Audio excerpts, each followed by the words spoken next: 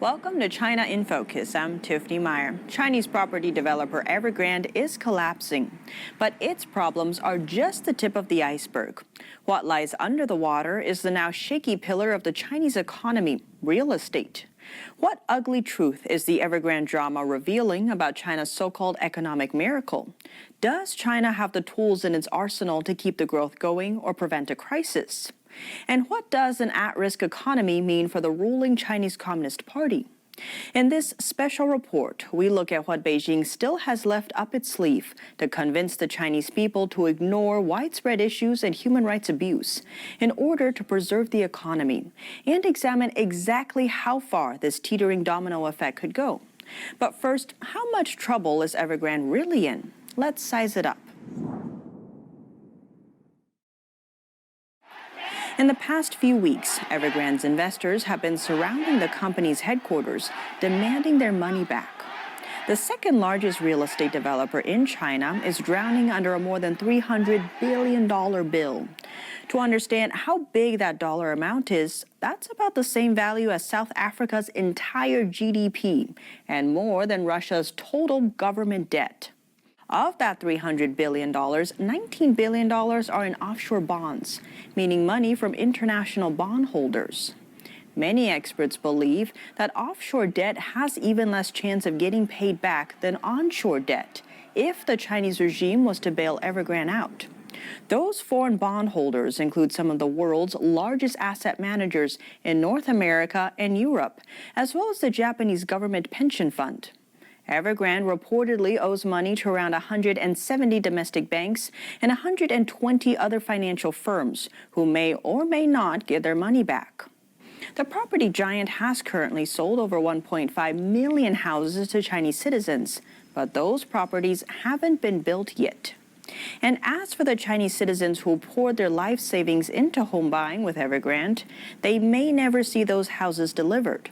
On top of that, Evergrande directly employs over 200,000 people and provides work for 4 million others, a massive potential for job loss. So that's what's at risk. Evergrande is sinking and has already failed to make multiple debt payments. Now it's taking these factors and people down with it.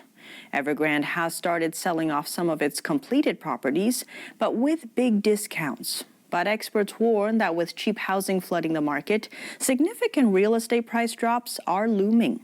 The scary thing is Evergrande isn't alone. There are dozens of other Chinese developers out there who are equally in trouble, already missing payments or facing looming deadlines they probably won't reach. The bankruptcy wave has already started among developers. According to a Chinese media report, as of September, 274 real estate companies have filed for bankruptcy in China.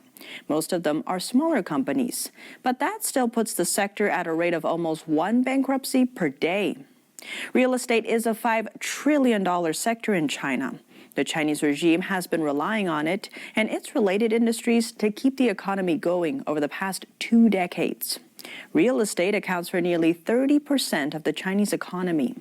That's compared to just 9% of Japan's economy before the country's housing bubble burst in the 90s, and just 6% in the U.S. during the 2008 subprime mortgage crisis, when the collapse of the housing bubble triggered a global financial disaster. As a result, Chinese housing prices have risen to extremely high levels, especially in major cities. According to a Chinese media report, the ratio of house prices to income was 48 in the Chinese city of Shenzhen and 30 in both Beijing and Shanghai as of last year. That's compared to 9.3 for San Francisco and 6.6 for New York. Chinese media reports say that in the Chinese city of Nanjing, an average person has to work for about 20 years in order to afford an apartment, with one caveat. In that time, the person can't pay to eat or drink or spend absolutely any money on anything else. And here's the even larger problem. The bigger and shinier a housing market bubble gets, the uglier the aftermath will be if it bursts. Many believe Beijing won't allow widespread fallout to happen in order to maintain social stability. But on the other hand, the Communist Party leader Xi Jinping seems more determined than ever to crack down on developers' borrowing frenzy. Saving these companies could look like a slap in the face. As we watch fate play out for China's housing market and economy, one question remains: how did it all begin? To watch today's full special report, click the link in the description down below. We are working with Epoch TV, and all Friday special reports are published there in full length.